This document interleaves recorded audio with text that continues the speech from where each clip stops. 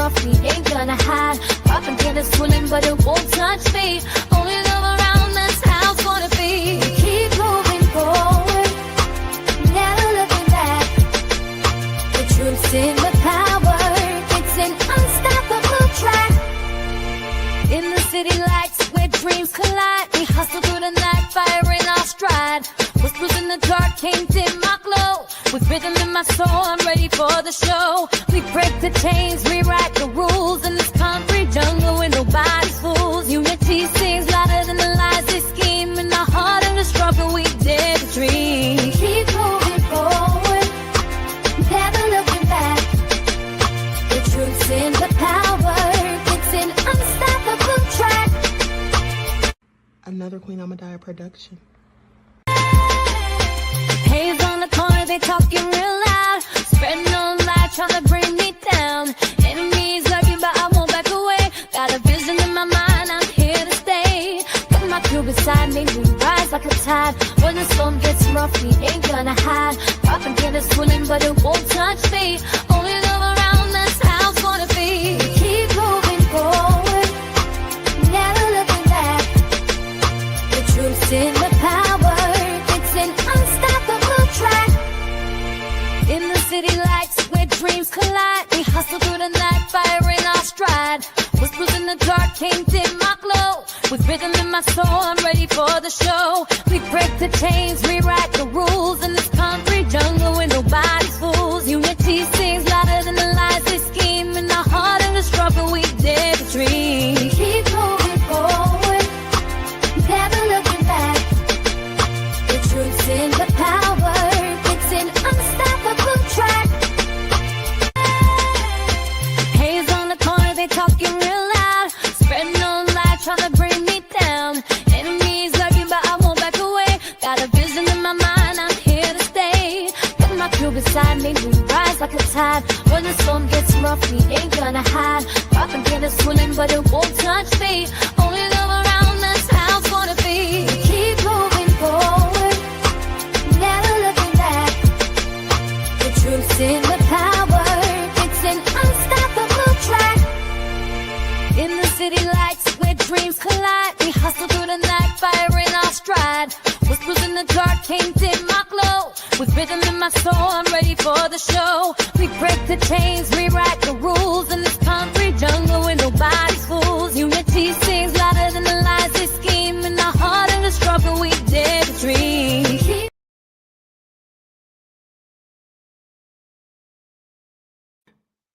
All right. Hello, everyone. Grand Rising. Thanks for tuning back in once again to the original Queen Ahmadiyyah show. I'm your host, Queen Ahmadiyyah, and this is your Sunday vitamins or your Sunday morning wake up call.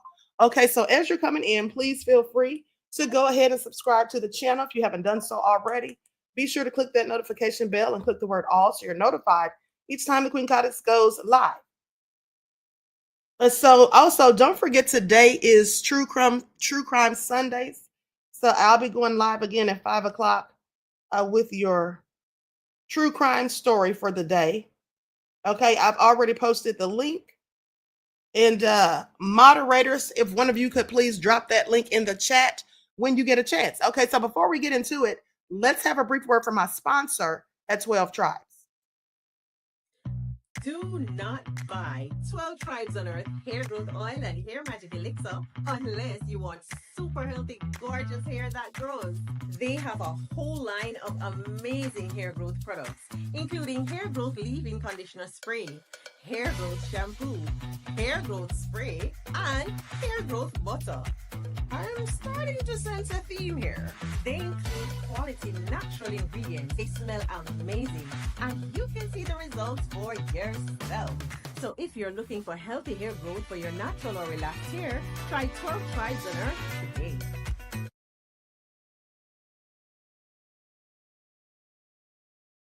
Okay, so don't forget you can purchase 12 Tribes hair oil at Etsy.com. Just look for Lisa Crafts, and you can also find it at Walmart.com. Okay, and fellas, don't forget that she has this beard oil that I'm sure you'll love, and the ladies will too. Okay, so hello, Leon. Gordon is here. All right, Shadowfly. I know that's that crazy beach Aries. Vince, I am. Vincent M, you are so messy. Vincent M from the UK says, hashtag buy all wigs or us. Pay attention to the real queen of receipts doing lives every day, twice on Sundays. Be love ads. I absolutely love it. I absolutely love it. Okay, so shout out to Vince from the UK. Okay, so now with that all being said, DJ Big Six is in the house. Lillian X, Alice is here. Okay, let's get this party started. All right. Thank you, Lynn, beloved. Thank you for your contribution to the channel. Peace, love, and blessings. I appreciate you. Now, is that Lynn Nee? I think so. I hope I'm saying that right. But thank you. I appreciate you. And peace, love, and blessings right back to you, beloved. Okay. A shout out to Pauline, Cherokee descendant Dale. Okay. Vince, I am said, thank you, Queen. You know I love you for life. I love you for life too, beloved. Okay. Oh, Gordon is G from the land. All right. See, this is just throwing me all off, honey. Okay. I hate that they just changed up the names in the chat. It is all nefarious. Hey, Measured Man, Hot Cocoa is in the house. Okay. So anyway, let's get into it, honey, because you all know that Trump thinks he is so slick and so sly. All right. But everything slick don't slide. All right, isn't that what y'all said the other day? Hey, Zay, Jerron is in the house, said Trump is listening to his white racist base, speaking out against it, and trying to say blacks just jumped on these folks in Ohio for no reason. You know what? I'm so glad that you brought that up, beloved. All right, I'm so glad you brought that up because guess what? D. Judah is in the house. All right, we're about to get it, beloved. Dark Tube is here. Okay, that's Khalid. Oh my goodness, they just messing y'all's names up for the queen. Okay, Khalid Harleem is here. Now listen, I'm glad you brought up that brawl because what I'm going to be talking about today on the true crime episode is we're going to talk about another brawl, okay, that happened back in June where a black man was beaten viciously by a gang of thugs known as the Outlaws. Where's the outcry for that? How come J.D. Vance didn't have anything to say about it? We're going to talk about that later. Okay, and you know, beloved, here's the thing. Trump's not only listening to his base, that's part of it, but one of the main things is because victims wrote letters to Trump. So these victims wrote letters to Trump, and I guess he's been informed that that wouldn't be a good look, okay? So let's talk about it. Before we get into that, let's talk about something else that Trump is all into. Okay, now we know, and I've told you all a myriad of times that Trump is one who's vindictive and petty and runs this whole country like a damn mob boss, no less. Okay, and how he loves nothing more than to get back at his political rivals. So now, one of the prosecutors, okay, the Office of Special Counsel has launched an investigation into ex-Trump prosecutor by the name of Jack Smith. The investigation comes after GOP Senator Tom Cotton requested that Smith be investigated for unprecedented interference in the 2024 election. Okay, and so that all been said, I find it all so interesting. I find it all so interesting. Now, here's what they say. I'm going to go to this report. I'm going to share my screen to go to this report, honey, because anything nefarious that pertains to government, trust and believe that Trump is in on it. Okay? Likes up, everyone, please like and share. I'm going to go to this video. And also, by the way, if you all have any suggestions for things that you would like for me to discuss on True Crime Sundays, please be sure to send me an email to QueenAhmadiyyah@gmail.com. Okay? Because I'm open for suggestions. All right, so let's get into it.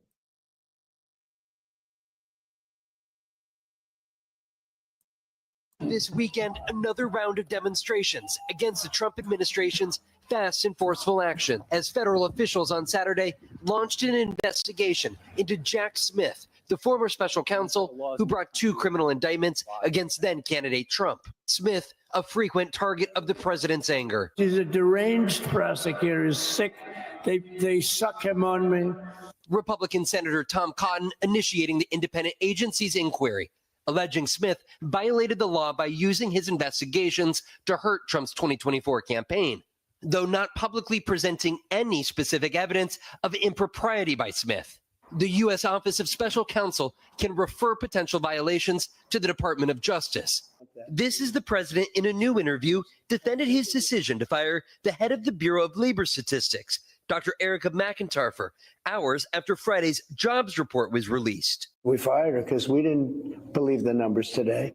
Earlier this year, Trump praised the agency after it issued a favorable jobs report. A lot of jobs are being created. That's what happened this morning. That's what the jobs. But dating back to 2016, he has also rejected favorable reports when they've come under Democratic administrations. Don't believe those phony numbers. The monthly jobs numbers for this July, though, showed weaker than expected numbers. Just 73,000 jobs were added. The fired Labor Statistics Commissioner posting this weekend that measuring a vast and dynamic economy is vital and important work.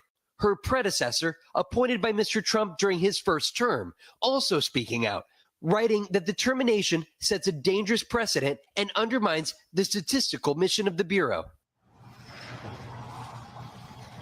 And late last night, the Senate confirmed a few key nominees, including Jeanine Pirro as new U.S. Attorney for D.C. But the Senate now heads to their month-long summer recess with about 150 other Trump nominees still awaiting confirmation votes. The president on social media attacking the Democratic Minority Leader, Chuck Schumer, and telling him to, quote, go to hell for not striking a deal to confirm the rest. Willie? Von Hilliard. Did y'all hear that? Ha! That's another thing about Trump. He told Schumer to go to hell, honey. We're going to talk about that in a second. But you know what? Here's the thing. Trump is such a flip-flopper. He's so unpredictable. He does whatever he wants. He's a complete man of lawlessness. He's also an idiot. I mean, can you ever rely on this man to be trustworthy, honest, and fair? Of course not. You say something bad about him. You criticize him in any way, shape, or form. You put out statistics that he doesn't agree with, and you can get fired. Okay? Now, he just fired the BLS head person just days ago, but praised her months before. That lady should be suing him, because I darn sure would. Okay? You can sue anybody for anything in the United States, and I would definitely be suing him. Okay? So anyway, now they say federal officials are investigating former special counsel Jack Smith after President Donald Trump and other prominent Republicans have alleged that his investigations into then candidate Trump amounted to illegal political activity. I mean, the nerve of him. Do you all hear this? Illegal political activity? What does he call it? What he's doing? What does he call that? Out here with all these vendettas, okay, and being so conniving.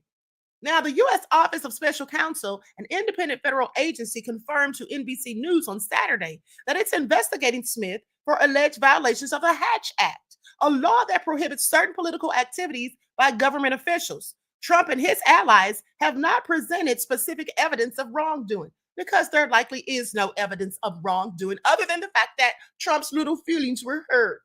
Okay, the OSC is different from the type of special counsel's office formerly headed by Smith, who was appointed by the Department of Justice. Now, the independent agency lacks the authority to bring criminal charges and prosecute individuals who violate the Hatch Act, but it may seek disciplinary action for a federal government employee, such as removal from the civil workforce, or refer its findings of Hatch Act violations to the DOJ for investigation. On Wednesday, Senator Tom Cotton requested that the OSC investigate Smith for unprecedented interference in the 2024 election. A source familiar with the matter says the OSC affirmed to Cotton that it is proceeding with its inquiry following his request. Now, Smith was tapped as a special counsel by then Attorney General Merrick Garland in November of 2022 to oversee the federal investigations into Trump, who announced his candidacy for the presidency 3 days before Smith's appointment. Now, Smith would go on to bring 2 criminal indictments against then-candidate Trump in 2023, but resigned just over 1 week before Trump's inauguration in January of 2024, without ever having brought the 2 cases to trial. Now, they say Jack Smith's legal actions were nothing more than a tool for the Biden and Harris campaigns. This is what Cotton wrote on X this week, saying that this isn't just unethical, it is very likely illegal campaign activity from a public office. Now, what I want you all to pay attention to is this. This isn't just Trump. Trump isn't just doing all of this by himself. He's not just making moves on his own and for his own merit.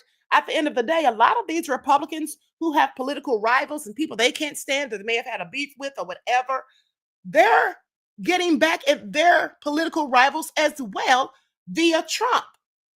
All they have to do is go to Trump and remind him of anything the persons did to slight him or anything they may have done that wasn't in his favor. And then they too can get their political rivals quashed. Okay, so I want you all to pay attention to that. This is all crazy, honey. This is why I said not just Trump, but his entire administration is acting like an entire mafia. Okay? Gambino crime family, anyone? This is all a hot mess. I want y'all to pay attention, but let's not stop there because you know there's more, okay, especially as it pertains to Trump. Now, let's talk about him telling Schumer to go to hell, okay? So just hours after President Donald Trump told Senate Democratic leader Chuck Schumer to go to hell in a Saturday post on social media, the Senate headed into recess without reaching a deal over confirming Trump's nominees. Now, let me just say this. You all should really be asking yourselves, how do you think that the United States looks to other countries abroad when we have a president who, first of all, has 34 felonious convictions, who has been accused of assault, who has been accused of paying off a porn star and giving her hush money, who has been tied to Jeffrey Epstein, who possibly wants to give a pardon to Ghislaine Maxwell, a convicted trafficker, who talked about grabbing women by the ussy, and who now is out here just saying, to the Senate Republican leader, basically just talking trash. I'm sorry, not to the Senate leader, but to the House Speaker, telling this man to go to hell. Okay, I just want you all to think about that because here's the thing. Do you all remember how Barack Obama wore a tan suit one time and all of the little racist demons and devils that support Trump, mind you, they sat up there and condemned Obama and said he didn't look presidential. The suit was ugly. I mean, they talked all this craziness about the man just because he wore a tan suit. Okay. Said he wasn't acting presidential. But you mean to tell me the president can speak crazy to and about the House minority leader, telling this man to go to hell, and they don't think that's not presidential? They don't say anything to him about that? Well, of course he can, because he's Trump. He does whatever and says whatever, okay? And nobody really wants to tick him off because if they do, they know they could be the next one on the chopping block. That's how that goes. But let's continue.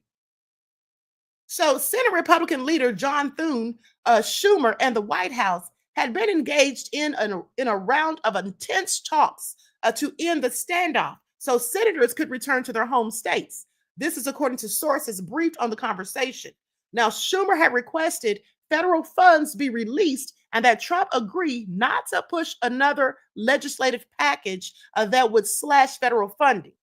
But on social media, Trump called Schumer's demands egregious and unprecedented.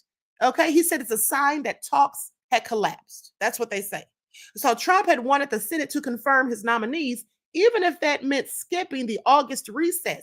But his post showed he wasn't interested in agreeing to Democrats' terms.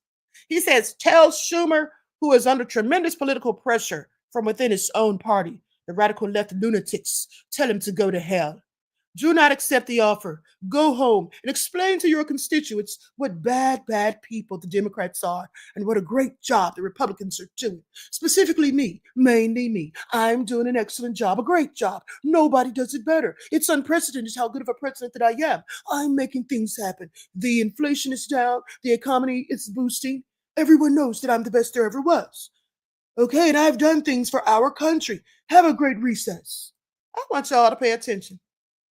I want y'all to pay attention. Now, some of that stuff Trump didn't actually say. I just threw it in talking about how great he was because that's exactly what he really thinks. Okay, I want you all to pay attention. This man is out of his mind. So on the Senate floor Saturday night, Thune asked for unanimous consent for the chamber to vote on a handful of nominations and then break for a month. Democrats had been slow walking Trump's lower level nominees, forcing Thune to keep the Senate in session this weekend to confirm them. Now, in the minority, Democrats have the power to force Thune to jump over time consuming hurdles before the chamber can vote. Schumer made several demands to agree to let a batch of nominations be quickly confirmed by the Senate. Now, the demands, including the unfreezing of federal funds for an array of programs, including the National Institutes of Health and Foreign Aid. The New York Democrat also wanted Trump to agree that he wouldn't attempt to push through another package to slash federal funding known as rescissions, after a $9 billion package to codify some cuts was approved earlier this summer. Now, Schumer said in a news conference Saturday night that Democrats were serious about finding a reasonable path to allow bipartisan consideration of Trump's nominations, but that the president wouldn't agree to the terms. Now, in a fit of rage, they say Trump threw in the towel, sent Republicans home, and was unable to do the basic work of even negotiating. Is this the art of the deal? Schumer said, pointing to a poster printed with Trump's social media post. Schumer declined to get into the details of the negotiations with the White House, and Thune as well said that both sides were getting close on a whole lot of issues, and Donald Trump just pulled the rug right out from under people. Y'all hear that? Y'all hear that? You see, here's the thing. The problem is Trump does not want to negotiate. That's not what he likes to do. Trump wants to dictate. He wants to dictate the narrative, dictate how everything's going to transpire and how it's all going to go down. He doesn't want anyone coming to him and even giving him any advice on how things should be different from the way he wants them. He doesn't want to hear any constructive criticism. He doesn't want or need any suggestions in his mind. Okay? He wants it to be his way or the highway. And if not, well, he'll just have an investigation launched into you, or he'll just have you fired. Okay? Or if you have loved ones who work in the work for the DOJ or any federal organization, he'll just have them fired, i.e., Maureen Comey. Now, that's just my opinion. So please pay attention, honey. Trump is something else. He is really something else. This man does whatever he wants. Okay, now with that all being said, let's talk about these Epstein files, because they say legal cases could prize open Epstein cachet despite Trump's blocking effort. Well, I believe that when I see it. Okay, they say cases winding through courts offer hope that documents could be released even if the Justice Department declines. So on the campaign trail, Donald Trump vowed that his administration would release a tranche of documents in the criminal investigation of the disgraced late financier Jeffrey Epstein. But since Trump returned to the White House, his promises have fallen flat, with few documents being released and also backtracking about releasing more records. The lack of disclosure has prompted not only dissatisfaction among those seeking information about Epstein's crimes, but political flack that Trump can't seem to deflect, especially about his own relations with the convicted S-trafficker. But where political pressures have so far failed, legal pressures that have largely sailed under the radar of the fierce debate about Epstein's crimes could yet succeed and bring crucial information to the public eye. Several court cases provide some hope that even if Trump's Justice Department fails to make good on calls for transparency, potentially revelatory records about Epstein, his crimes, and his links to some of the most powerful people in the U.S. might still see the light of day. Moreover, it is possible that the Justice Department's unusual request to unseal grand jury transcripts in Epstein and his accomplice Ghislaine Maxwell's criminal cases could also undermine opposition to it releasing records. Now, one lawsuit brought by the news website Radar Online and investigative journalist James Robertson stems from their April of 2017 public records request for documents related to the FBI's own investigation of Epstein. This request came years after Epstein pleaded guilty to state-level crimes in Florida for soliciting a minor for prostitution, and before his 2019 arrest on child S trafficking charges in the New York federal court. Now, Radar and Robertson filed suit in May of 2017 after the FBI did not respond to their request. The agency ultimately agreed that it would process documents at a rate of 500 pages per month. Now, this is all per court documents. But despite the FBI identifying at least 11,571 pages of responsive documents, 10,107 of those pages remained withheld nearly 20 years after the events at issue. And this is according to court papers filed by Radar and Robertson. Now, although Epstein supposedly deleted himself in custody awaiting trial, and Maxwell is serving a 20-year prison sentence, the FBI is still fighting release of more documents. The agency has invoked an exception to public records disclosure that allow for documents to be withheld if their release would interfere with law enforcement proceedings. Now, I want you all to pay attention because that's just a cop-out. That's just an excuse. Okay, that is just an excuse in my opinion. What are they talking about? It would interfere in law enforcement's investigation. What are they investigating? Okay, Maxwell's already in prison, sentenced. Okay, Epstein and Jean-Luc Brunel are both deceased. And not that Jean-Luc Brunel was going to be tried with Epstein, but he was going to be tried elsewhere. Okay, he was already in prison. And I find it interesting that they both turned up deceased in the same manner and supposedly by their own hands. Yeah, I don't believe it. But anyway, so the Manhattan federal court judge overseeing this public records suit sided with the FBI citation for those exemptions, but Radar is pursuing an appeal that could be heard in the Second Circuit Court of Appeals this fall. They say in court, they insist that releasing even one additional page from the Epstein file would hurt their ability to re-prosecute Ghislaine Maxwell in the event the Supreme Court orders a new trial. Now, it's a flimsy rationale, and we are challenging it head on in the Court of Appeals. Our only hope of understanding how the FBI failed to hold Epstein accountable for over a decade and preventing future miscarriages of justice is if the government releases the files. Well, that's not going to happen. I just don't believe it. I mean, they can fight, and I'm glad that they're trying to, but at the end of the day, it's just not going to happen. These people would sooner destroy everything, okay, in the way of evidence files, list or whatever, than let that stuff be released to the public, okay, for our own consumption and for us to find out the names of those people that were doing these malicious and egregious and nefarious things to people's children.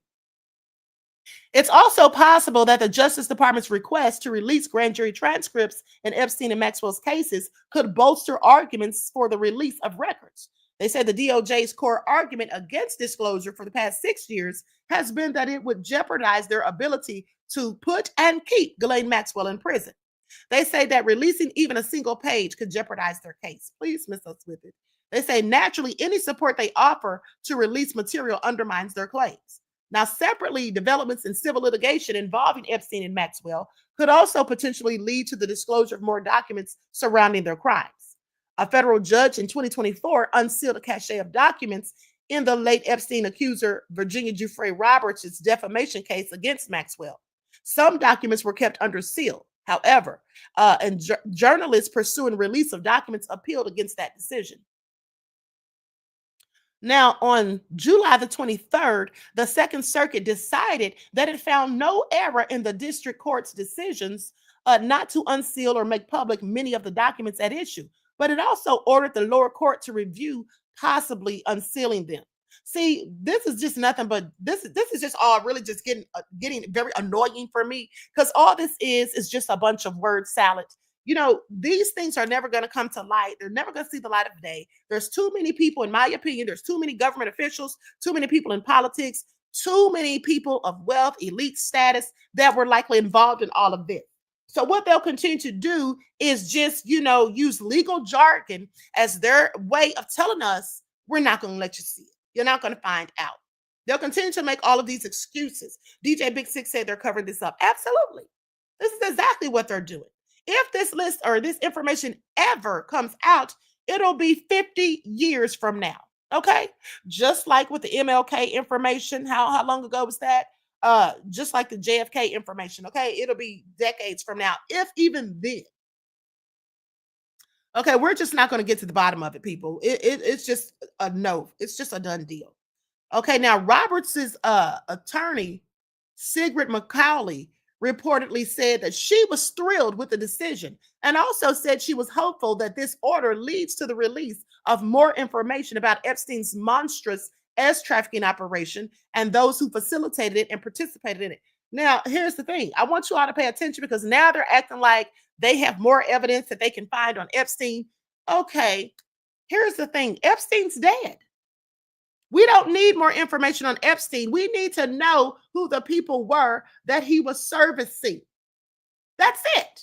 They're just trying to make this so complex and just trying to make it just like, like it's so much they have to just go through. Just give us the names of those damn people who went to him, okay, who paid him money, who did him political favors and all types of things for him to take those young girls and send them off with these people to be abused and trafficked. Just tell us who those people are. We don't need all the rest of the stuff. Epstein's gone.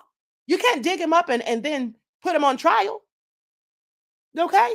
Stop talking about Epstein's monstrous crimes. Let's talk about the crimes of the people who went to Epstein.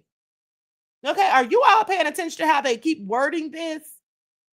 They keep saying Epstein, Ghislaine Maxwell, but no, let us focus on those people that were going to them for the services, because that's what they never seem to mention. So with that all being said, they go on to say that Jennifer Freeman, special counsel at Marsh Law Firm, who represents Epstein accuser Maria Farmer, previously told The Guardian that she made a public records request for information related to her client with no success. And let me just tell you all something. I did the same thing through the Freedom of Information Act and nothing. Okay. When you file for the Freedom of Information Act, you're supposed to be able to get these, the transcripts. You're supposed to be able to get all this information and whatnot. Okay. But like I said, they're not. What I wanted specifically was that list that Jeffrey Epstein gave that judge. And also let us not forget that the 900 plus pages that they released a couple of years ago or a year and a half ago, however long it's been, that was nothing but a deflection. They were gaslighting us. I went through that paperwork, and there was not any of these people that were going to him for purchasing services. Okay. They mentioned Bill Clinton. They mentioned Prince Andrew. They mentioned Les Wexner, if I'm not mistaken. But the bottom line is, even with that, they said the same old same. None of these people have been accused of any wrongdoing. That's what they said. So anyway, let me continue. So Spencer T. Cooven, chief legal officer of Gold Law and an attorney for several Epstein victims, hopes that public records battles could help pull back the veil on Epstein information. I think that the Freedom of Information Act request will absolutely assist in the disclosure of information. The DOJ has made blanket objections citing ongoing investigations, but through Freedom of Information Act litigation, the courts can test those objections by potentially reviewing the information in camera. Now, this means that an independent judge may be appointed to review the information to determine whether the DOJ's objections are accurate or just a cover. Well, they are just a cover. It's called a cover up. That's what they are. Okay. These are not accurate as far as I'm concerned. They keep talking about, they don't want to release information that could be disparaging for the victims or whatever. Why don't they just go to the victims and ask them? And rather than sitting down having all these talks and wasting hours of, that they can't get back, speaking to Ghislaine Maxwell, who's a known liar, why don't they go to the victims and tell them to name the people that were doing these things to them and the people that they saw doing things to other people? Why don't they do that? It's not that hard. They're just playing games. Now, Roy Gutterman, director of the Newhouse's School's Tully Center for Free Speech at Syracuse University, cautioned that calls for disclosures and even government requests to release some files might not be good for access to extensive documents, saying that this case is already complicated and there were already too many cooks in the very crowded kitchen. And it's getting more crowded as more public interest grows in the grand jury materials, as well as the now settled defamation case. But stonewalling could also continue. With a public records request, it's possible that U.S. federal authorities could still successfully cite the investigation's exemption and keep documents out of public view. Now, using Freedom of Information Act for FBI and law enforcement materials related to this case might be a creative news gathering tactic, but the law enforcement exemption that the government is citing might be legitimate because some of the materials are grand jury materials and some other materials might include private or unsubstantiated allegations. Now, the reporter in me thinks there is an important public interest in revealing these documents, but the law might end up keeping most materials secret. Even with a widespread and growing public interest, it might be too big an ask, okay, to unseal a lot of this material. So practically speaking, the DOJ might also be very selective in which materials that it would want to release as well because of the political element involved. Yeah, of course, that's what they're going to do. Of course, we already know that because Trump basically said it to our faces. He basically said, if you remember, he said that Pam Bondi, he would allow her to release what she deemed as credible. So you know what that meant. If there was anything about Trump, that was definitely not going to be released. And I'm willing to bet you some of these people, even some of Trump's own political rivals, now this is just my opinion, have likely given him a few coins, all right, and I'm not talking chump change, to make sure that this information never sees the light of day. Because if it's one thing that I know Trump loves, it's money. Okay? Jerron says the government loves to redact information so you can't read everything when you enact the Freedom of Information Act. They did it to me after trying to stonewall me. Exactly, beloved. That's exactly what they do. That's exactly what they do. They just block out all the good parts, okay? Anything that would give you an idea of what exactly or who exactly was involved, yeah, they'll be sure to get rid of that. So like I said, we're never going to get to the bottom of it as far as I'm concerned. I wish we could, but I just don't see it happening. I hope that I'm wrong, but I don't think so. I don't think so. Now let's talk about the real reason that Trump did up dump has now he's changed his mind. Now, before he was so certain, it seemed, that he was thinking about giving Diddy that pardon. If you remember, the White House, I reported to you days ago, several outlets have reported that the White House was in talks with Diddy's team. Do you all remember that? They didn't say Trump specifically, but they said that the White House had reached out to Diddy's attorneys about a possible pardon. And then all of a sudden, Trump comes out talking about Diddy said things about him. Well, he knew Diddy said those things about him. Okay, he already knew Diddy said things about him. Please pay attention. He already knew it because he already mentioned it before. So now he's changed his tune. Well, why has he changed his tune? I'm so glad you asked, because here's why. First of all, let me just say, I told you all initially, and I still stand on that in my opinion, the reason Trump was even entertaining the idea of giving Diddy a pardon was because of Maureen Comey and James Comey, but also even more recently to try to quell the outrage about the Epstein list, the Epstein files, and the fact that he was possibly he's possibly going to give Ghislaine Maxwell a pardon. Let's not talk about this. Let's talk about this. Let's not look over here. Hey, everybody, look over there.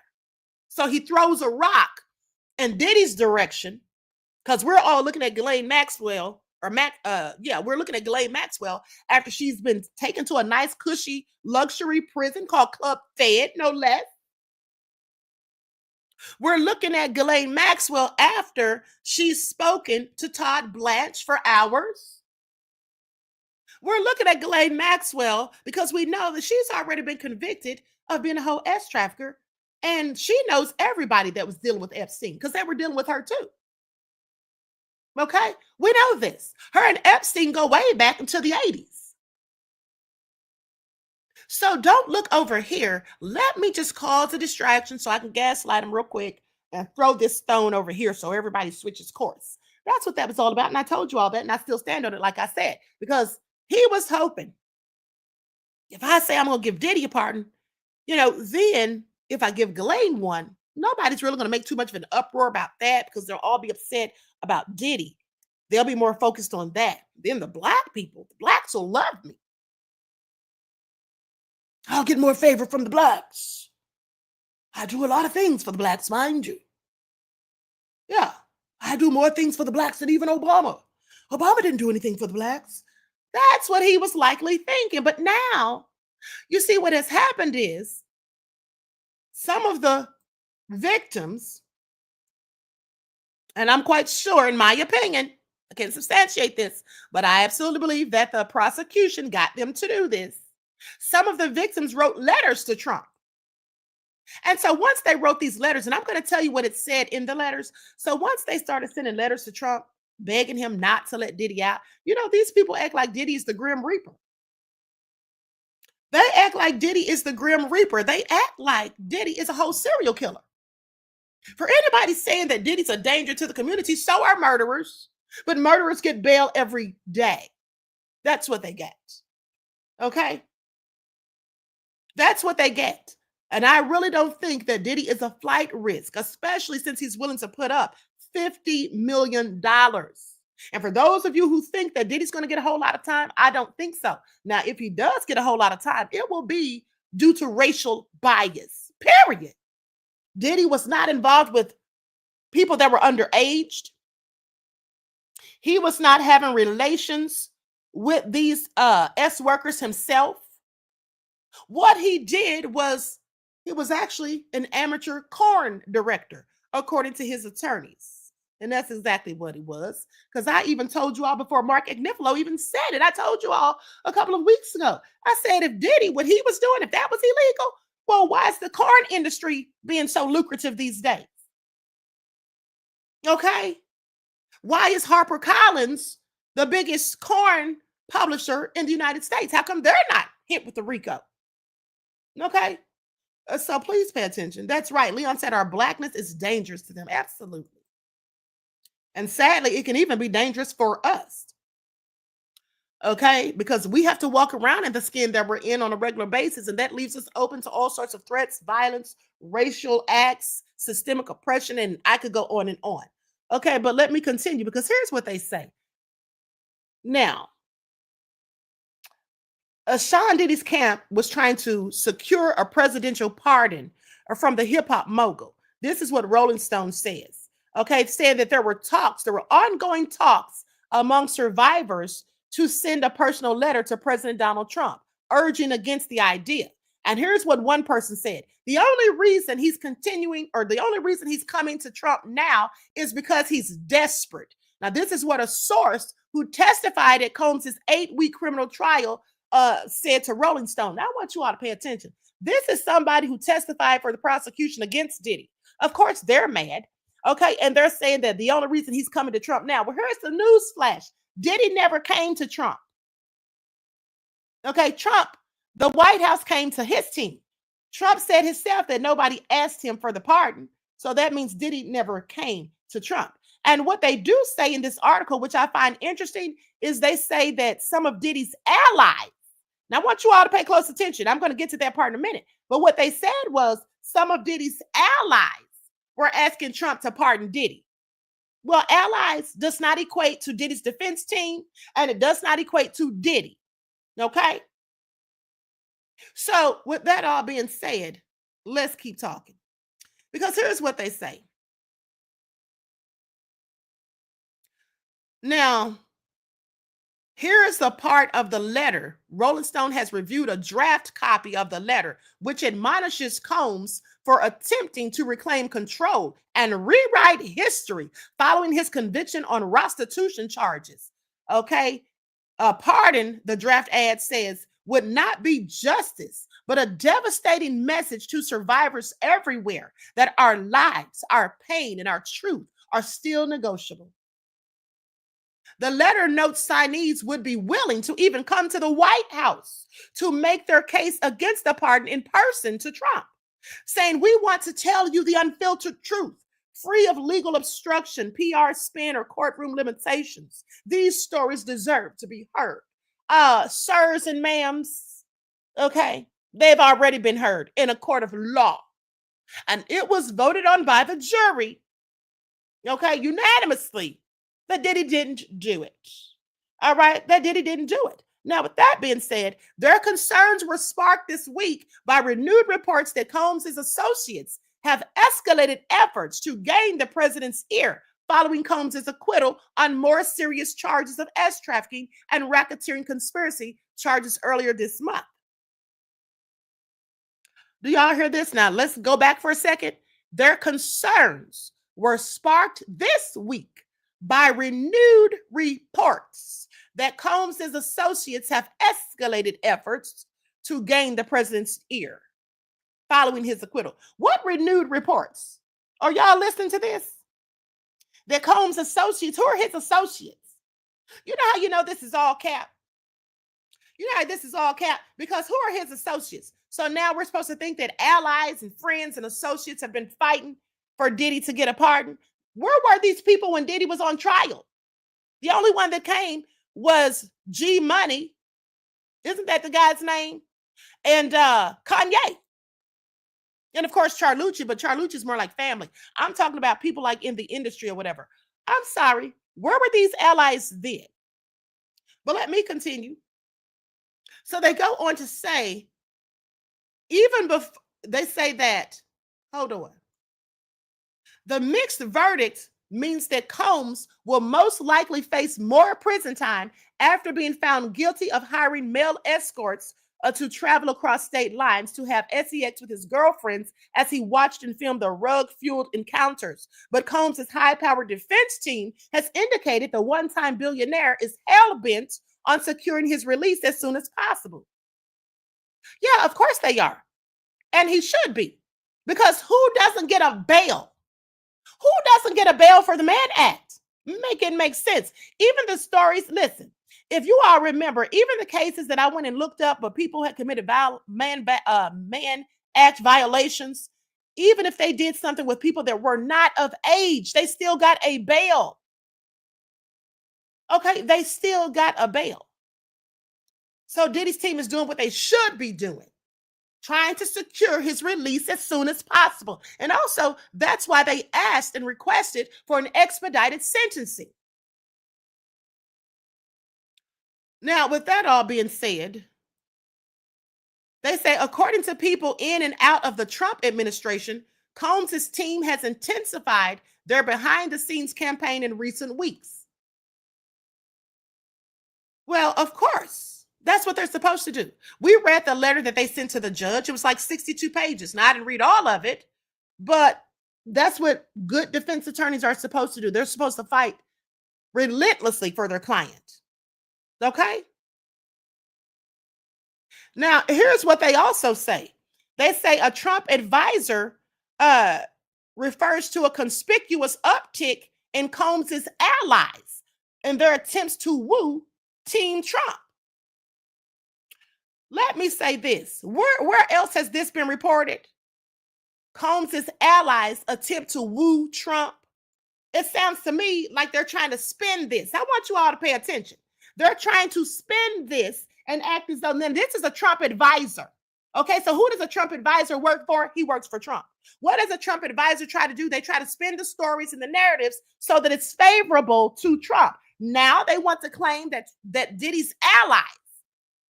Now, remember, allies is a broad term. It's a vague term. Because when they're saying allies, they're not giving us any names of anyone specific.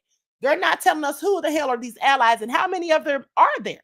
But what they're not saying is that it was Diddy. And what they're not saying is that it was Diddy's defense team. And you know why they're not saying that? Because it wasn't them. The reason they're even trying to say that allies of Diddy's tried to woo Trump is because they know damn well that Trump and the White House were the ones who reached out to Diddy's defense team. That was reported a few days ago. But see, now that these people are writing letters and saying they want to come to the White House and tell their stories, they're putting the pressure on Trump to keep Diddy locked up, to not help him in case he does, doesn't get bail and does get a hefty sentence. That's what that's all about. And so now Trump, he thought this was going to work in his favor. He thought he was going to be able to use this opportunity to make it easier for him to pardon Ghislaine Maxwell. But now, and for us to stop focusing on the Epstein files, but now he sees that it's a no-win situation, that this is only going to make things worse for him if these people were to actually come to the White House and start telling these stories, okay, which a lot of these people are absolutely lying, and we all know it, those of us who are actually there. Okay, so please pay attention. So it goes on to say, they say, some of Combs' associates and friends secretly worked for months. Okay? They say some of Combs' friends and associates secretly worked for months trying to strike up enough relationships in that universe to portray Combs as the kind of victim that Trump pretends to be. Playing up Combs and Trump's past chummy relationship and laying the groundwork for begging for a pardon or clemency if needed. Now this is all making sense. This is where Tisa got this information from. I want you all to pay attention because this is exactly what Tisa Tales was saying. Only thing is she was lying and saying that Diddy and his team were doing all of this. This is where she got it from. Now, please pay attention because here's the thing. Who are these friends and associates? Because when we saw Diddy sitting up in court, it looked like Diddy didn't have any damn friends because nobody showed up to have his back. Okay? Nobody showed up to have that man's back, like I said, except for Kanye and G Money. So anyway, it goes on to say that it appears that moment has arrived. Okay, in the spring, it didn't seem like the rapper had a great chance. Though Trump had spoken glowingly of Combs in the past, there wasn't much evidence to suggest this case was on the president's radar. Some senior administration officials who were aware of Diddy's world outreach campaigns thought it would be a bad idea for Trump to rescue Combs given the nature of the criminal charges. Really? Don't you all find that interesting that they're saying that now after the White House literally went and spoke to Diddy's attorneys? Don't y'all find that interesting? But let me continue.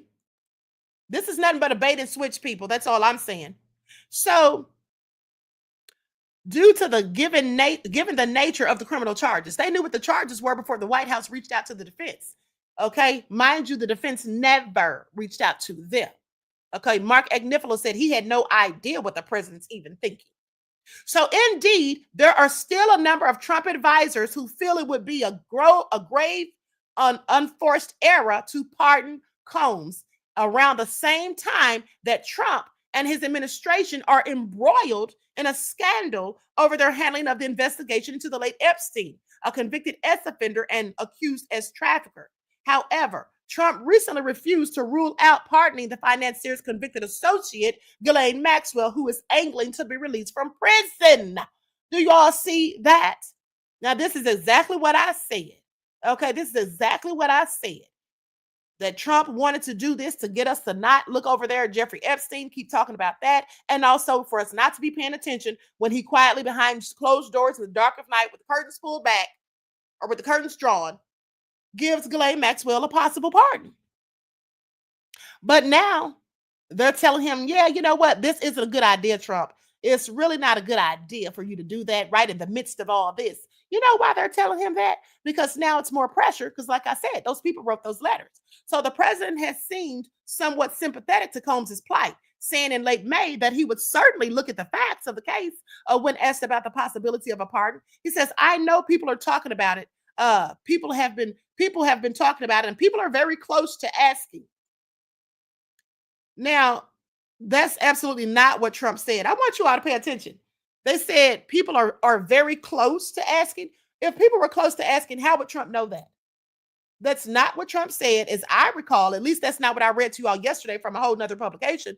And in fact, we literally heard Trump say that no one had asked, but people may want to. That's what he said. Now, based on those comments, combined with a jury finding Combs not guilty earlier this month on the most severe charges, multiple Trump advisors saw the rapper's odds at securing clemency increase somewhat, with a growing number of people in the president's orbit at least open to the idea that Combs was unfairly treated by the feds, saying it's not clear how likely it is that Trump will ultimately sign on to this.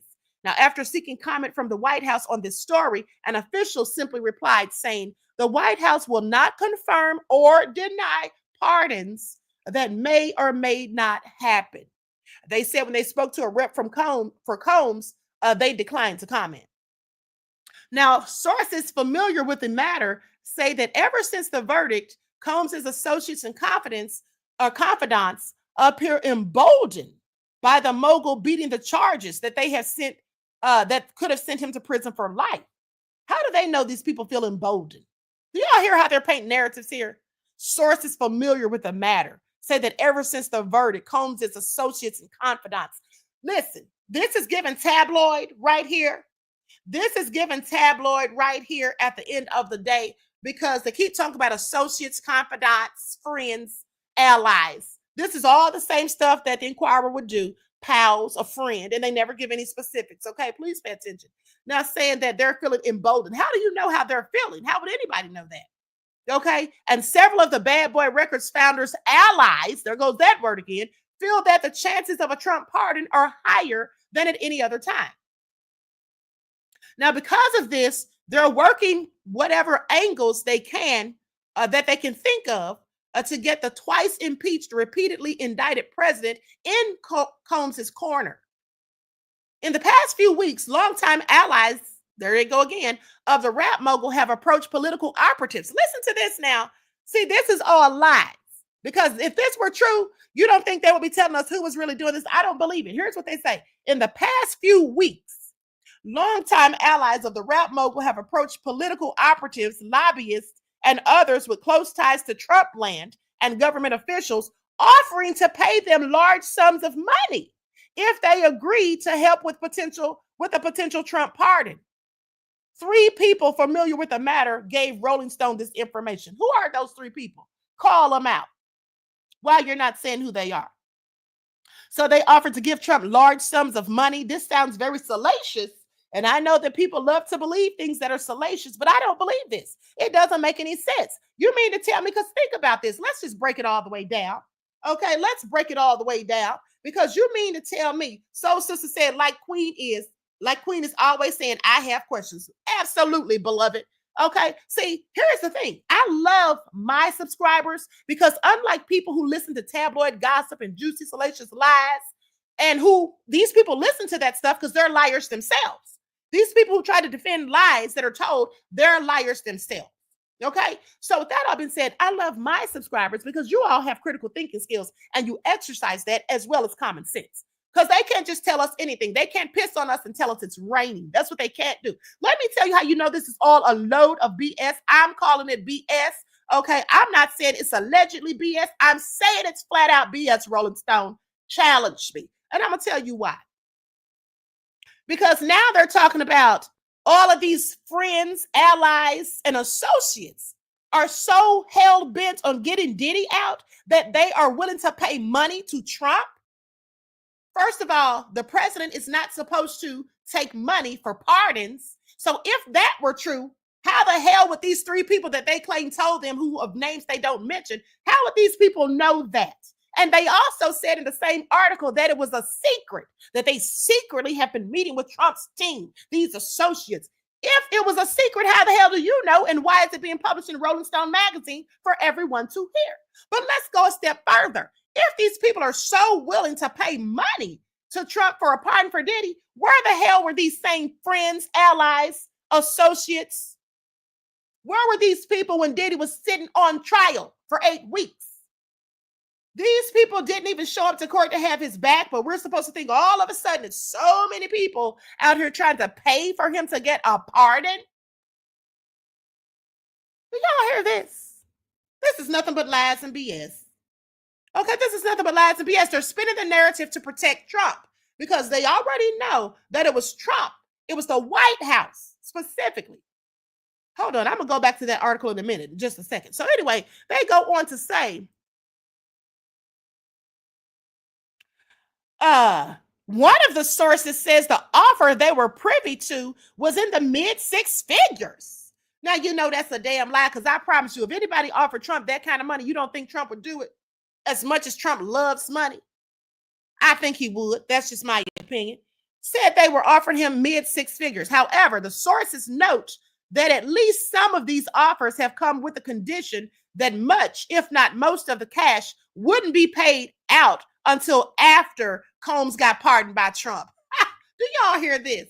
Now, this is all stuff that's absolutely illegal. And so if it were true, how would Rolling Stone know it? How would these people that they're claiming, these undisclosed sources, these anonymous sources, how? Why would they know this? Okay, please make it all make sense. Please make it all make sense.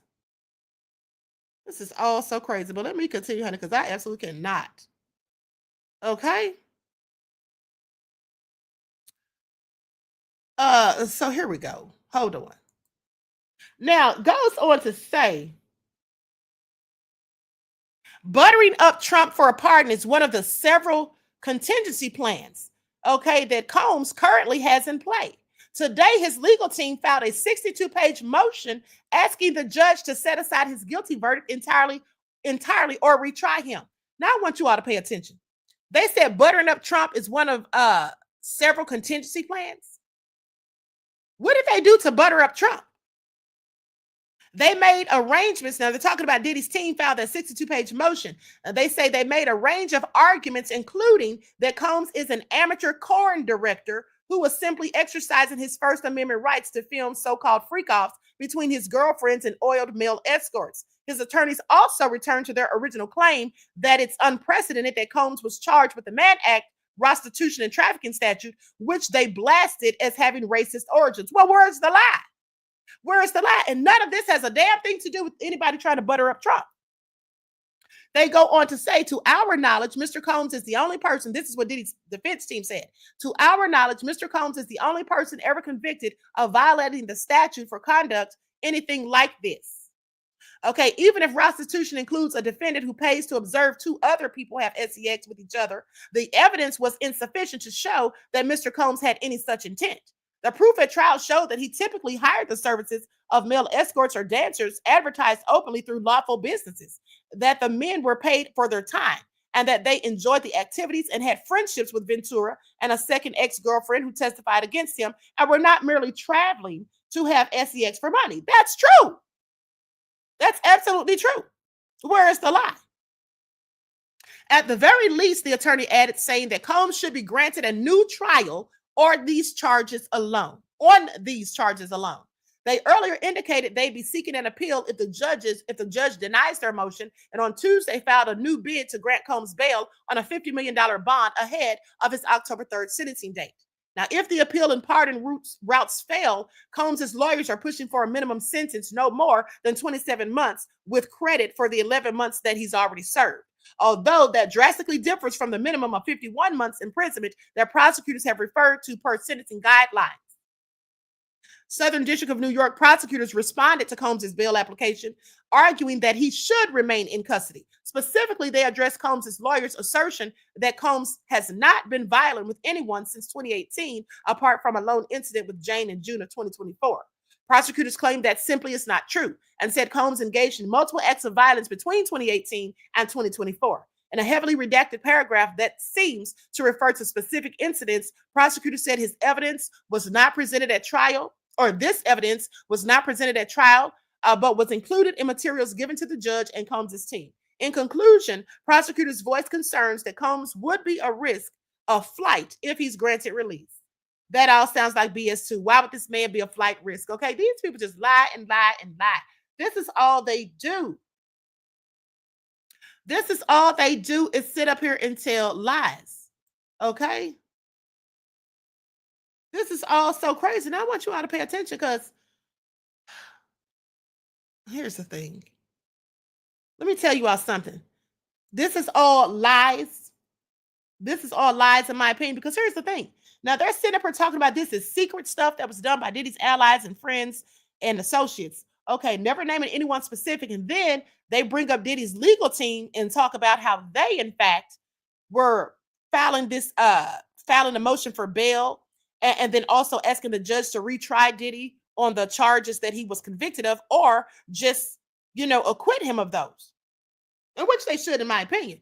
But that has nothing to do. And if they were going to be if they've done all of this, write a 62-page letter and all of this stuff to the judge, do you really think that they're trying to get a pardon for Diddy? No, this is what the White House said, and we all know why they were doing it. But here's another thing. The people, when they're saying that people were willing, these so-called associates and allies who didn't even bother to show up to court, who haven't spoken out not once for Diddy on his behalf or anything, whomever these phantom people are. What's interesting is this. They're saying that they were offered money. Well, the president cannot take money for a pardon. Okay, accepting money for a pardon would be considered bribery, which is a whole federal crime. Okay? It's a whole federal crime. All right? So please pay attention. The presidential pardon power, let me tell you about it. It's a constitutional authority, but it's intended for the exercise of mercy and justice. You see, not for personal gain. So I'm not saying that Trump wouldn't do something like that behind people's backs and go and take money for something like that, because I think he absolutely would, because Trump's a man of lawlessness. But what I'm saying is, if he was doing something like that and it's supposed to be done in secret, how would these people who are allegedly talking to Rolling Stone, these three phantom sources that they keep speaking of, how would they know about this? How did they find out? Do they work for the White House? Where do they work for? How did they get wind of this information? Okay. So are they alleging that Trump was about to engage in bribery? All right. Because like I said, that's legal under federal law. Okay. Because the president is a public servant and pardon power is a public trust. So anytime you try to take some money for pardoning somebody or even think about it, that undermines the trust and the integrity of the office, which we know Trump doesn't have any integrity. Okay. We already know that, but I'm just saying those are the rules. So if it was going to happen, you think it would be published in Rolling Stone without Congress talking about it? Okay. I mean, if the president did something like that, it could definitely lead to not only impeachment, but criminal charges and severe damage to the president's reputation and legacy, which Trump's already done enough of that himself. His reputation and legacy have been tarnished, in my opinion. But I'm just telling you what could happen. So with that all being said, lies, okay? Nothing but a whole bunch of lies. All right. So sister said an excellent questions, Queen. Thank you, beloved. Okay. So, you just have to look at it like that. You see, you can't just read things and just believe it because it's on print. You have to be thinking critically. Like, ask yourself why. Okay. If this is true, if it really were true, why the hell isn't Congress saying anything about it? Why aren't the Democrats, who love to go in on Trump as they should, why aren't the Democrats all in an uproar going off about it, saying, hey, you know what? Some of Diddy's allies and friends and associates were offering Trump 6 figures to give Diddy a pardon. They've been secretly talking to him and the White House administration for weeks, months. We need to have a meeting. So nobody said anything about that. This isn't all over the news. Yeah. Okay. I find it interesting. But anyway, I digress. With that all being said, let's continue, because we got to talk about Faizon Love, honey. Because Faizon, what are you talking about here? Hey, Faizon Love and going upside somebody's head, y'all. It's all nefarious. It is all nefarious. I don't really care for Faizon Love because, to me, although I don't know him personally, he comes off as a bit of a hater. He's always talking about other comedians and what they're not doing and this and that. And I'm thinking, dude, what are you doing? Okay, we only know you from being Big Worm and Friday. And how many years ago was that? Okay, that's the only thing that he's done that's noteworthy, at least in my opinion. So let's talk about it, because Lord have mercy. They said he done threw a card reader and went upside this woman's head till she had a concussion. Now he's being sued. And not only that, he's facing criminal charges that could land him in prison for 7 years. Okay, and at the rate of them locking up these black men and throwing the books at him, he just might get it for all we know. Friday star Faizon Love faces trial, okay, for allegedly assaulting a woman with a credit card reader. In February, Love was charged with felony assault in an incident that occurred at a hotel. So a San Diego judge ruled just this week that there is sufficient evidence to proceed with felony charges against actor and comedian Faizon Love, following an incident in which he allegedly threw a credit card reader at a hotel clerk and struck her in the head. This is a darn shame. Love, widely recognized for his roles in films like Elf, Friday, and Couples Retreat, is charged with felony assault with a deadly weapon, along with an enhancement of inflicting great bodily harm. He's pleaded not guilty. Oh, yeah, they're about to throw the book at him. Y'all hear this? They done enhanced the charges. Honey. Please pay attention. And said assault with a deadly weapon. Who knew that a credit card reader could be deadly? But I guess it can. He should have thought twice before he tried it. Now, according to NBC San Diego, the incident in question took place in August, when Love reportedly became enraged after learning from hotel staff that the property had no vacancies. How dare they? Okay, room for one more. So despite his booking through a third-party app, he was unable to get a room. So during a preliminary hearing, the alleged victim testified that Love escalated quickly. Honey, he was probably hungry. Okay, he probably was hungry at the end of the day, because why would you get that mad? Just leave and go to another hotel. No need for violence. Mr. Love was extremely upset. It was 0 to 100 real quick, she told the court. He was repeatedly asking if we knew who he was. Sir, we know who you are because we all saw Friday, okay? It's a whole cult classic, but at the end of the day, nobody cares. All right? Nobody cares. And so the woman said that she told Love his behavior was unacceptable before he allegedly pulled the credit card reader off the counter and threw it at her. Mr. Love looked directly at me, pulled that credit card machine off, and threw it in my direction, she said. She sought medical attention hours after the incident and was diagnosed with a concussion. She said she continues to suffer lingering effects, including sensitivity to light. However, Love's attorney, Mark Kligman, questioned the credibility of the testimony, pointing to inconsistencies between the woman's court account and the statement she made to police and a 911 dispatcher the night of the incident. Body camera footage from San Diego police was played to highlight discrepancies. Kligman also challenged the testimony of two co-workers who said they witnessed the attack. One admitted that he didn't actually see the clerk get hit, only hearing the sound. What should give the court pause is in the insufficiency of the evidence and credibility, or is the insufficiency of the evidence and the credibility of the witnesses. That's what his attorney says. He also suggested the clerk may be motivated by financial gain, as she has filed a civil suit seeking compensation for medical expenses and emotional trauma. I think there's quite a bit of motivation for her to make this up, to exaggerate.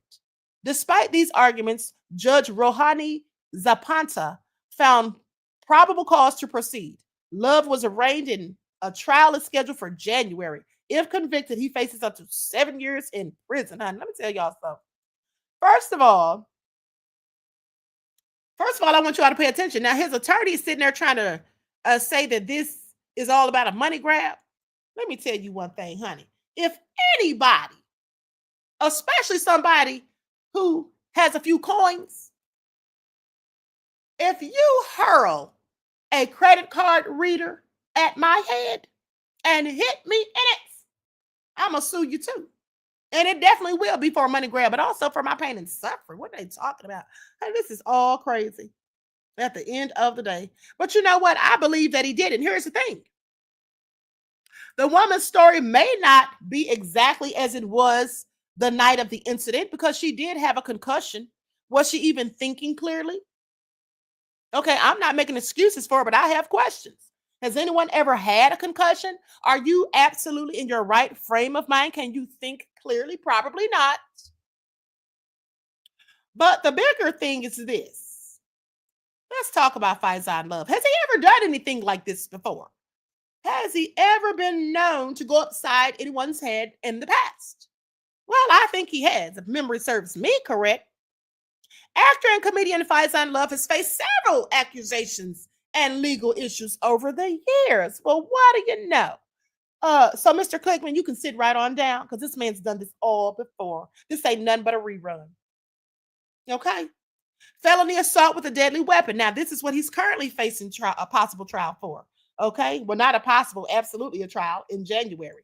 Okay? And of 2026. Okay? And a civil lawsuit seeking damages for medical expenses and emotional distress. But then let us not forget, in 2018, there was an sexual harassment lawsuit.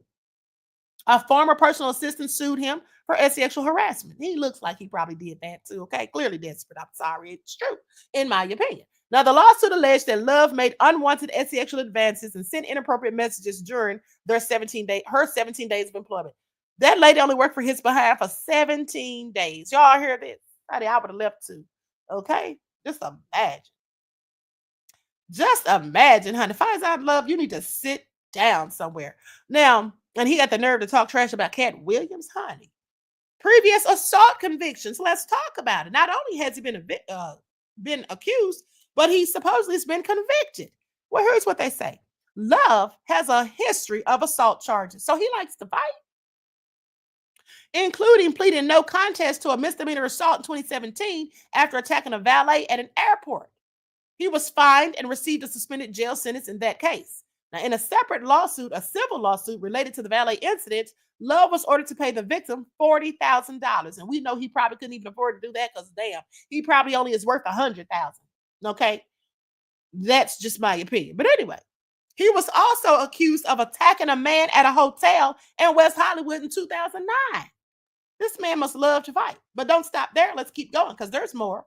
And then in 2011, domestic violence arrest. Love was arrested for fourth-degree domestic violence assault after a heated exchange with a female companion. He was later released on a $10,000 bail. Okay, and so I find it all interesting. And then there were some controversial tweets that he posted. I don't know what this has to do with it, but let me see here. In 2014, Love posted a series of tweets defending Bill Cosby against sexual assault allegations and used offensive language towards Cosby's accusers and condemned Hannibal Buress. Well, you know, I have to agree with him on that because they absolutely were lying on Bill Cosby, in my opinion. And Bill Cosby is never even supposed to be prosecuted, let alone sent to prison. So there's that. Okay, now they say it is important to note that these are accusations and legal proceedings, and some of these cases are still ongoing or have been resolved with various outcomes. Well, this time they got him on a felony assault charge. Okay, they got him on a felony assault charge, you guys. So what do y'all think? What do y'all think? One's in the chat. If y'all think that Faizon did it, one's in the chat if y'all think he did it. Natasha said he has bad behavior. I agree. And then they had him playing in a whole kids movie. Please pay attention. He was an elf. Honey, why? Why was he an elf? Okay. One's in the chat if y'all think he did it. Two's if not. Two's if you think he's innocent.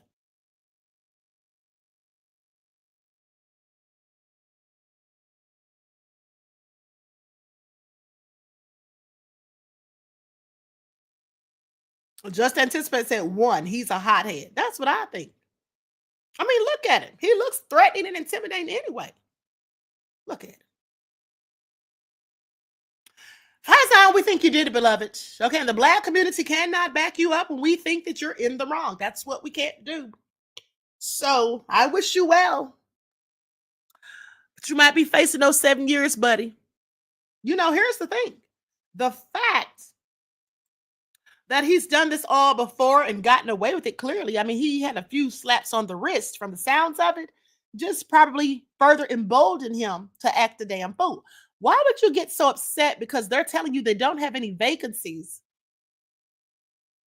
And he claims that he already made his reservation through an app, no less. Imagine that. But he got this upset because they didn't have a room for him. So you're going to pick up, so that prompted you. Now, really, let's think about this. So that prompted him to pick up something and throw it at this woman's head? D. Major Scaling says he needs anger management courses, allegedly. He sure does. Okay, he absolutely does, beloved. I have to agree. Thank you for your insight into the topic and your contribution to the channel. Peace, love, and blessings. Lillian said he really needs to get that weight off of him. Not healthy and very dangerous. I mean, you know, look, he just looks uncomfortable. He just looks uncomfortable to me. Okay? And he got that solid type fat too. You can just tell he's solid. I think that's probably harder to get rid of. I don't know. I could be wrong, but you know. Anyway, honey, let me stop going in on this man. I just really don't care for him because, like I said, he comes off as a whole hater, always talking greasy about other people. Let me tell you all one more bit of information before I go. Okay. Shauna Ray said he thinks it is funny. Ray John said all he had to do was get a refund. Exactly. Lily X said right and trouble breathing. I know, right? DJ Big Six said third-party reservation was canceled. Well, let me just tell you all one more thing before I roll out of here because I just saw this today and I thought it was interesting. So they were talking about, hold on, let me pull this up. Then I'm out of here. I'll be back at 5 o'clock. Don't forget, moderators, please drop the link for the next live. Okay, the True Crime Sundays broadcast that starts at 5 o'clock. Please drop the link for that again. Now, they're saying that Ocho Cinco may replace Shannon Sharp at ESPN. Did y'all hear about this? Did y'all hear about this? And also, let me say this. Prayers for Deion Sanders, his health and all of that. I think he had his bladder removed. They said he had bladder cancer. I didn't really want to report on it because y'all know I love Coach Prime, honey. I love me some Deion Sanders. And I don't want to get up here and start crying, honey.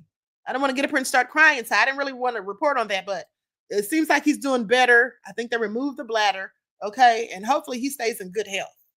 We need Coach Prime around for a long time. Okay. He is one of the best legends of our time. All right. One of the best to ever do it, bar none. And that's why people hate on him. Okay. Here's what they say, honey. This is all crazy. Says Unc for Unc. Could Chad Ochocinco take Shannon Sharp's spot after ESPN fired him? Honey, if ESPN does something like that, they'll just be trying to be messy. DJ Big Six said Carucci need to sit down somewhere. What's wrong with Carucci? Robert said he got Carucci's prayers too. I think that Carucci is a sweet young lady from the looks of it. I don't know. Okay. Vince, I answered, Queen, you are a mess. Solid fat, I cannot. Well, that's what it looks like to me. It's like that muscular type fat, that thick fat that, that's hard to get rid of. That's all I'm saying. Oh, Trisha said, you messy as F. Queen Sarah said, not the head butter, Ocho. Yes, let's talk about it because I find this interesting. Okay, that would be probably just, I don't know what I'm gonna say about that. But anyway, Sharp's seat on Stephen A. Smith's First Take is open, and his nightcap partner has already guest hosted in his absence for the weeks leading up to his dismissal. So it seems that ESPN may already be on board for the swapping of the two, as one former executive called the potential hiring of Johnson a good idea. During his temporary hosting position, Ochocinco even seemed to throw his hat in the ring by making it clear that he enjoyed being part of the show. Honey, Ocho about them coins, honey. Okay? Shannon, don't get mad. You messed it up for yourself, honey. Now, the show's resident lone female voice, Molly Querim, advised Johnson to take up his job inquiries with Smith, who recently took home a $20 million bag to keep his talents at ESPN and was responsible for welcoming Sharp into the fold, saying it's unclear whether the deal the network struck with former NFL quarterback Cam Newton will play a role in the replacement of Uncle Shay Shay, but he is slated to appear on First Take. Okay, so Sharp addresses his firing during an episode of his and Johnson's podcast. Yeah, we already saw that. So anyway, what do you all think? Now, here's something from an hour ago. Could Ochocinco be ESPN's Shannon Sharp replacement, honey? Ooh. I bet Shannon's crying in the car. All at the same time trying to pretend to be happy for Ocho, but he really isn't, in my opinion. Now, ESPN's decision to part ways with Shannon Sharp removes one of the First Take's viewership draws on the eve of a new NFL season, but there is a way ESPN could make lemonade out of lemons from the Sharp debacle, hiring Chad Ochocinco Johnson as his replacement. By dropping the 57-year-old Sharp weeks after he settled a $50 million sexual assault lawsuit, ESPN risked alienating TV viewers who love his appearance with Smith and Molly Querim. Not to mention the fiercely loyal audience who has made Sharp's Club Shay Shay and Sharp and Ochocinco's Nightcap two of the hottest digital sports shows. Between them, these two programs boast nearly 6 million YouTube subscribers. Sharp's interview with comedian Cat Williams took over internet discourse when it dropped and has registered an eye-popping 90 million views and counting. They say, think about it. ESPN can try to retain Shannon's audience without Shannon. This is what one source with direct knowledge of the relationship between ESPN and Shannon told Front Office Sports yesterday. They said if they slide Chad in there, it might appease them with the NFL when the NFL season really starts. It would be a smart idea. Now, you know what? Now, they got a point there. I want y'all to pay attention. They have a point there. Okay? They absolutely have a point there. Now think about it. For the people that are still down with Shay, yeah, I think they would really love it if he was replaced by Ocho Cinco.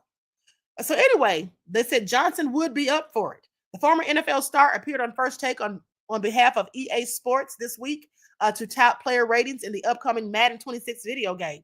They said, I can get used to this for the next 6 months.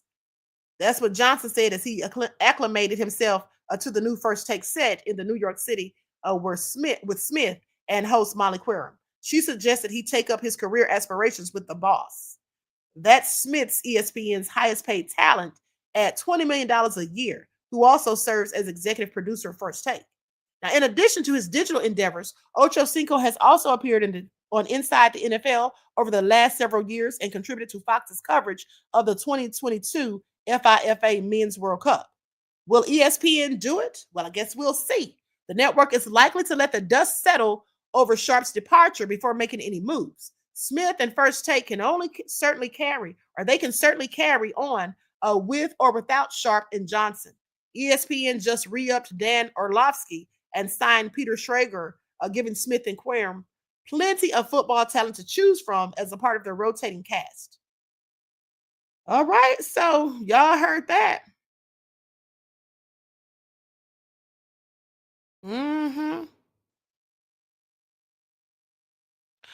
So anyway, what do y'all think?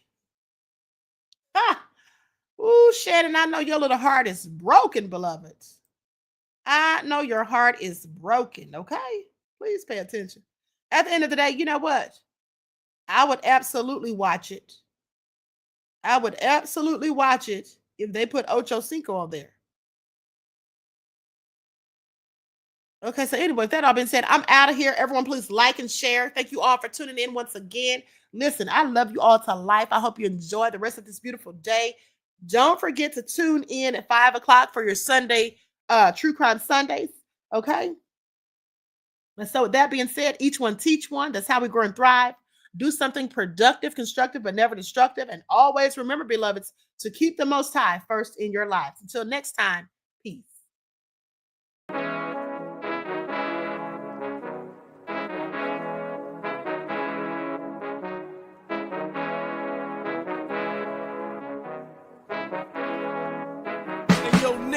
With that gold all in my skin, God all in my blood, kings all in my circle. You touch one of mine and you're done. They show no love for the queen.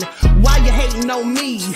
Is it cause I'm free and I got Malcolm X in my jeans? I got dreams like King Luther, shed blood like Kunsa. You ain't helping my people, I ain't got nothing to say to ya. I want all the smoke like hookah. Talking reparations, America won't be great until they give us compensation. I'm like, I'm the hottest right now. That's See right. A bunch of lames out here trying to jock on my style. They be doing too much. I'm the queen, it's too easy. It's like they all at Popeyes, how they be talking so greasy. I just sit back and laugh while these haters get madder. So nefarious how they don't want my pockets with cheddar. I tell them they can do better.